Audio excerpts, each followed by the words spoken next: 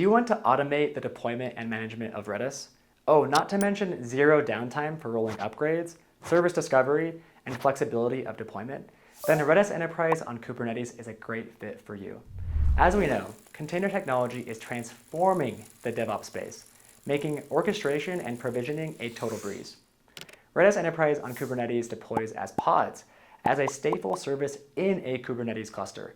This allows data to be retained even after a container has been shut down or migrated, which reduces deployment complexity, enhances operation readiness, and accelerates application deployment and delivery.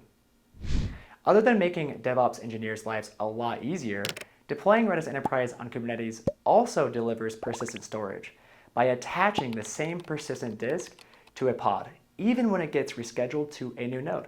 Oh, and did I mention deployment flexibility?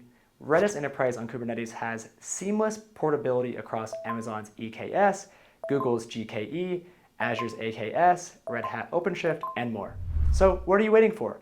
Check out our documentation on Redis Enterprise Kubernetes Operator.